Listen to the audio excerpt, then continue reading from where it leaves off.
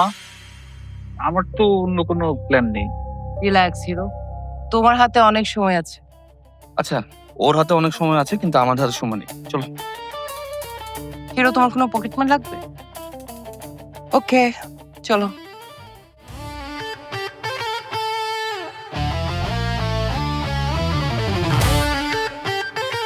শোনো, গায়ে পড়ে রায়ানকে পকেট মানি দেওয়া বন্ধ করো। সে বাসা থেকে যথেষ্ট পরিমাণে পকেট মানি পায়। তো কি হয়েছে, আমি আমার দেবরকে পকেট মানি দিতে পারি না? হ্যাঁ, খুব পারো। অযথা টাকা ওনার অভ্যাসটা না বন্ধ করো। তুমি তোমার কিপটামিটা দেখো। আমি কিপটা না, আমি মিতব্যয়ী। তুমি কিপটাসের গডফাদার। চলো। চলো চলো, গাড়ি দাঁড়িয়ে আছে। 145, 82 কমেছে তো। আরো কমাতে হবে। তোমাকে একটু সচেতন হতে হবে, ঠিক আছে? নিজের প্রতি নিজের যত্ন নিতে হবে, শুধু আমরা বললে হবে না। কিছু বলবি নাকি? থাক, পরে বলবো। এমনিতেই তোমার প্রেশার বাড়তি আছে। অসুবিধা নাই, তুই বলে ফেল, আমি টেনশন করবো না। অবশ্য বলেও বা লাভ কি? হয়েছেটা কি? কাল রাতে তোমার যখন প্রেশার বেড়ে গিয়েছিল, জ্যোৎস্নাও আমার সাথে তোমাকে দেখতে যায়নি বলে মা ওকে বকেছে। তোর মাকে নিয়ে যে কি করি, আমি কতবার বলেছি যে বউদেরকে বকবে না। বাবা, এই মুন্ডিটা বারবার মাকে ফোন দিয়ে উস্কে দেয়। কালকেও যখন জ্যোৎস্নাকে মা বকছিল, তখনও মুন্নি আর মা ফোনে কথা বলছিল। তো মুন্নি আমার মেয়ে হয়ে এইরকমটা হলো কিভাবে? বাবা থাক, এগুলো নিয়ে তোমার ভাবতে হবে না। তুমি বরঞ্চ রেস্ট নাও, আর শরীরটা ভালো লাগলে বিকেলে হাঁটতে বেরিও। যাই, আমি অফিসের জন্য রেডি হই।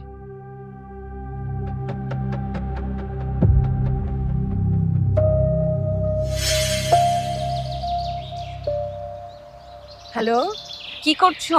এই তো জ্যোৎস্না রান্না করছে, ওকে একটু দেখিয়ে দিয়ে এলাম। তোর খবর কি? খুব খারাপ মা, আমার গলা পর্যন্ত পানি উঠে গেছে, আর একটু হলে মনে হয় আমি শ্বাসই নিতে পারবো না। কেন, কি হয়েছে? তোমার জামাই কাল তার মার বাড়ি গিয়েছিল, আমি বলেছিলাম না? হ্যাঁ, ওর মা মনে হয় কিছু একটা বলেছে মা, কিন্তু আমাকে সেটা বলছে না, শুধু মনে মনে কি যেন একটা ভাবছে। মা, আমার দম বন্ধ হয়ে আসছে, আমার গলা পর্যন্ত পানি, আমি কি করব? তুই ওকে জিজ্ঞেস করিসনি? চেষ্টা করেছি তো মা, কিন্তু আসল কথাটা বলছে। ওর মা মনে হয় আমাকে বলতে নিষেধ করে দিয়েছে। টেনশন করিস না, পরে ইনিয়ে বিনিয়ে কথাটা বের করার চেষ্টা করবি। আমি তো চেষ্টা করেছিলাম মা, আমাকে বলছে ড্রামা না। জামাই তোকে এই কথা বলেছে? হ্যাঁ, তাহলে মনে হয় বড় একটা কিছু হয়েছে। আমি দুটা জিনিস ভেবেছি মা। কি? সম্পত্তি নিয়ে মনে হয় কিছু একটা বলেছে, অথবা বলেছে আমাকে ডিভোর্স দিতে। যা, জামাই তোকে ডিভোর্স দিবে নাকি? সে তোকে ভালোবাসে না? মা বোনদের প্রতি ওর অনেক টান, জানোই তো। মা বোনরা কোনো একটা কিছু বললে ক্লাস 1-2 বাচ্চার মতো সেটাই করে। তাহলে তো চিন্তার কথা। সাধে কি বলছি মা, আমার গলা পর্যন্ত পানি। আরে তুই এত টেনশন করিস না, আমি আছি না। থাকলে কি হবে, জামাই বাড়ি থেকে মেয়েরা যখন বাপের বাড়ি ফিরে যায়, তখন তাদের দাম 2 পয়সাও হয় না মা। শোন, আমি যতদিন বেঁচে আছি ততদিন তোর দাম 2 পয়সা না, 2 কোটি টাকা। হ্যাঁ, আর তুমি মরে গেলে তখন আবার কি হবে? এই যে এখন তোমার মুখে কোনো কথা নেই, এজন্যই বলি বাবাকে বলে আমার নামে আমার সম্পত্তিটা লিখে দাও। ঢাকা শহরে এখন যার সম্পত্তি আছে সেই হচ্ছে বড়, আর যার কিচ্ছু নেই সে হচ্ছে ছিনতাই। ছিনতাইকারী কেন? যাদের কিছু নেই তারাই তো রাস্তায় গিয়ে ছিনতাই করে, পুলিশের গুলি খায়, গণপিটুনিতে মারা যায়, র্যাবের ক্রস ফায়ারে পড়ে। মা, তুমি কি চাও আমি ক্রস ফায়ারে পড়ি? আরে মাথা খারাপ, তুই তো আমার জান। তাহলে তোমার জানের জন্য কিছু একটা করো মা। বাবাকে সাইজ করে আমার ভাগের সম্পত্তিটা আমাকে লিখে দাও। এক টুকরো জমি যদি আমার নামে থাকে মা, ডেভেলপার কোম্পানিগুলো আমাকে সারা দিন ম্যাডাম ম্যাডাম বলতে থাকে। তুই কি ডেভেলপারদেরকে জমি দিবি নাকি? অবশ্যই আবার জিজ্ঞাসা করে। 1 কোটি টাকার অ্যাডভান্স পাবো মা। 6 তলা যদি বাড়ি হয় তাহলে 3 তলা আমার আর 3 তলাও। 3 তলায় 6টা ফ্ল্যাট হবে, একটাতে আমি থাকবো। আর বাকি 5টা ভাড়া দিলে রাজার হালে আমি থাকবো। ঢাকা শহরে যদি বাড়ির মালিক হতে না পারলাম মা, তাহলে এই দেশে জন্মে কি লাভ করো? ঠিকই বলেছিস। মা, তুমি যেভাবেই হোক আমাকে ঢাকা শহরে বাড়ির মালিক বানিয়ে দাও। আমি না তোমার জান। তোর বাবার সাথে কথা বলে দেখি।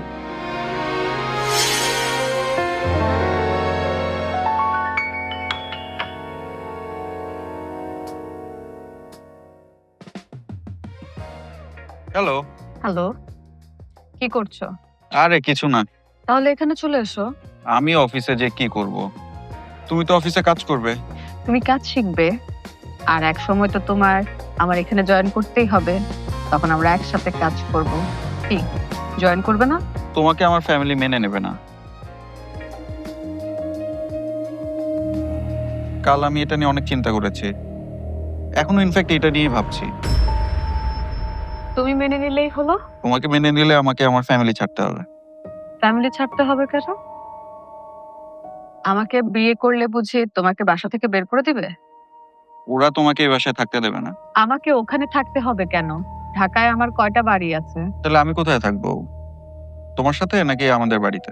সেটা তখন দেখা যাবে। আর আমি শুধু এটাই বলতে চাচ্ছি যে তারা আমায় না মেনে নিলেও তোমাকে ফেলে দিবে না, তোমাকে বাড়ি থেকে বেরও করে দিবে না। বাবা মা কখনোই সন্তানকে ফেলে দেয় না। আর তাছাড়া আমরা তো এখনই বিয়ে করে ফেলছি না, তাই না? আমারও তো সমস্যা আছে। সেটাই। আচ্ছা, তোমার সমস্যার সমাধানটা কি হবে তাহলে? সেটা না হয় পরে দেখা যাবে। আগে তুমি এখানে জয়েন করো, তখন তুমি প্রতিদিন অফিস করবে, আর তখন তোমার সাথে অনেকখানি সময় দিতে পারবো, তোমার সঙ্গ পাবো। তোমার সঙ্গটা আমার ভালো লাগে।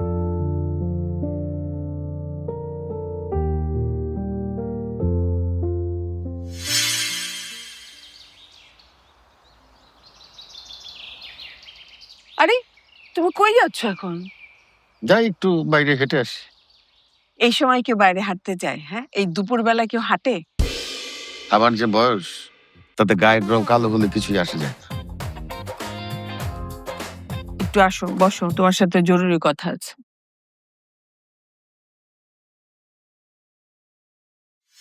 বলো, কি বলবা বলো।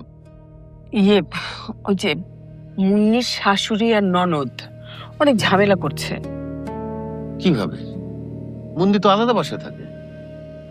আর থাকলে কি হবে? আসলে মুন্নির জামাইকে ওর শাশুড়ি আর ননদরা ডেকে নিয়ে গিয়ে ষড়যন্ত্রটা করছে। কিসের ষড়যন্ত্র? মানে ওকে ডিভোর্স দিতে বলছে। এই কথা জামাই মুন্নিকে বলেছে? না, জামাই বলেনি। জামাই তো মুখ বন্ধ করে আছে। সে মুন্নি জানলো কিভাবে? মুন্নি সন্দেহ করছে, জামাইয়ের আচরণ হচ্ছে সন্দেহজনক। দেখো, তুমি আর তোমার মেয়ে ছোট্ট একটা তিল পেলে সেটাকে তাল বানিয়ে একটা হুলস্থুল কাণ্ড করে ফেলো। এইসব বাড়াবাড়ি আমার মোটেই ভালো লাগে না। মেয়ের প্রতি তোমার কোনো দরদ নেই? একটা কথা তোমাকে আমি অনেকবার বলেছি, মেয়ের বিয়ে হয়েছে, মেয়েকে তার মতো তার সংসার নিয়ে থাকতে দাও। আমাদেরকে তার সংসারে ইন্টারফেয়ার করা উচিত না, এটা ভালো দেখায় না।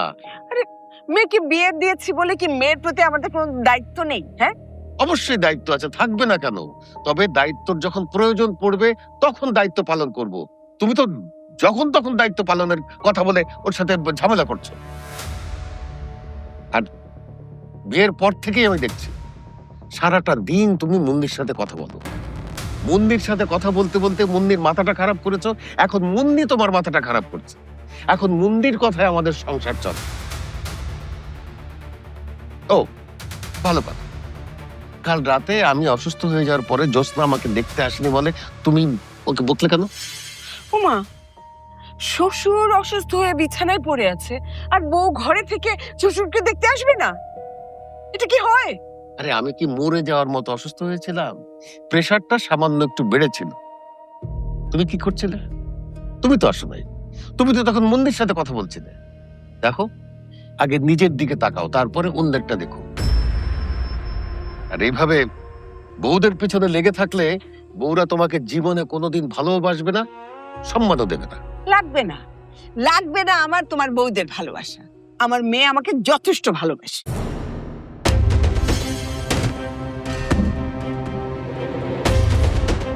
আচ্ছা, তোমাদের কি কিছু বলাও যাবে না? কেন মা, কি হয়েছে? ওহো, কিচ্ছু বোঝো না তাই না? ধোয়া তুলসী পাতা, ভাজা মাছটা উল্টেও খেতে জানো না। আচ্ছা, আমি যে কাল তোমাকে বকেছি, এই কথাটা আমার স্বামীর কানে গেল কি করে?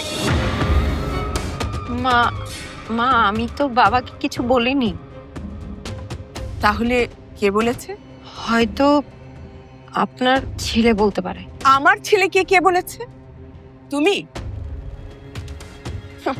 ভালোই তো। আমার ছেলেকে বলবে তুমি, আমার ছেলে বলবে তার বাবাকে, তার বাবা এসে আমাকে বকাবকি করবে। আমার ছেলে আর তার বাবার কাছে তুমি আমাকে খারাপ বানাচ্ছ, তাই তো? তাই না? মা আমি তো মিথ্যে কিছু বলিনি, আপনি আমাকে বকেছেন আমি সেটাই বলেছি। বলার কি দরকার? মুখ বন্ধ করে থাকতে পারো না? মা এটা কেমন কথা? আমার হাজবেন্ডের সাথে আমি এতটুকু শেয়ার করতে পারবো না? তুমি শেয়ার করো না, আমার বিরুদ্ধে ষড়যন্ত্র করো। এই তোমাদের কারণে আমার ছেলেরা আমাকে অপছন্দ করে আর আমার হাজবেন্ড আমাকে গালাগালি করে। তোমরা আসার পরে এই বাড়িতে আমার শান্তি হারাম হয়ে গেছে। মা সব মেয়েরাই তো তার স্বামীর সাথে সবকিছু শেয়ার করে। আপনি করেন না বাবার সাথে শেয়ার, আপনার মেয়ে করে না তার স্বামীর সাথে শেয়ার। তাছাড়া আপনার মেয়ে তো আপনার সাথেও অনেক কিছু শেয়ার করে। কই, আমি তো কখনো এই বাড়িতে কি হয় না হয় আমার বাবার বাড়িতে কখনো বলি না, আমার মাকেও না আমার বাবাকেও না। কিছু যে বলো না, তার প্রমাণ কি? হ্যাঁ, তোমাদের কাজই হচ্ছে মানুষের কাছে আমাকে ছোট করা। মা দেখেন, আমি কাউকে কিছু বলিনি আর বলতেও চাই না। আপনি আমাকে বকা দিলে আমার মনটা খারাপ থাকে, তখন যদি আপনার ছেলে আমাকে জিজ্ঞেস করে আপনার ছেলের সাথে আমি শেয়ার করি। আহারে, কচি খুকি রে, কিছু বললেই তার মন খারাপ হয়, ঠোঁট উল্টে কান্না আসে। দেখো, আমার সাথে ড্রামা করবে না। ড্রামা করা আমি কিন্তু একদম পছন্দ করি না। বাবা তাহলে আমাকে বাড়ির সম্পত্তি লিখে দিবে না? আমি বাড়ির মালিক হতে পারবো না? আরে দুই বউ মিলে তোর বাবাকে আমাদের সম্পর্কে বলে তোর বাবার মাথাটা খারাপ করে দিয়েছে। আমি অবাক হচ্ছি, আমার বাবার কাছে বাড়ির বউদের দাম বেশি, আমার কোনো দাম নেই। ওই যে বললাম না, ওই দুই বউ আমাদের বিরুদ্ধে তোর বাবার কাছে কথা লাগিয়ে আমাদের বিরুদ্ধে তার মাথাটা খেয়েছে। তার মানে বাবা এখন বউদের সম্পত্তি লিখে দিবে? আরে ছেলেদেরকে লিখে দিবে, আর বউরা সেই সম্পত্তি ভোগ করবে। এত সোজা না মা, আমার নাম মুন্নি। আমি আজকে থেকে কোমরে গামছা বেঁধে নামলাম। আমিও দেখে নেব কি করে আমার বাবা আমাদের সম্পত্তি ঘরের বউদের লিখে দেয়। কেন, তুই কি করবি? বলো কি করব না? সম্পত্তির জন্য আমি সবকিছু করতে পারি। ঢাকা শহরে আমি বাড়ির মালিক হবই, 10 তলা নাম হোক, 6 তলা বাড়ির মালিক আমি হব।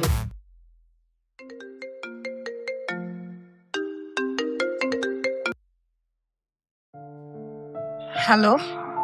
এই লাঞ্চ করেছো? না, করব না। কেন? এমনি। আরে কি হয়েছে বলো না। কিছু হয়নি। বুঝতে পেরেছি। তো মা আজকে কি কারণে বকলো? কাল সে আমাকে বকেছে, আর এই কথা তুমি বাবাকে বলেছো সেজন্য। তার মানে বাবা নিশ্চয়ই মাকে বকেছে। হ্যাঁ, আর সেটারই প্রতিশোধ নিল আমার উপর। আচ্ছা, উনি অকারণে আমাকে বকবে আর আমি কারোর সাথে শেয়ার করতে পারবো না, এটা কোনো কথা?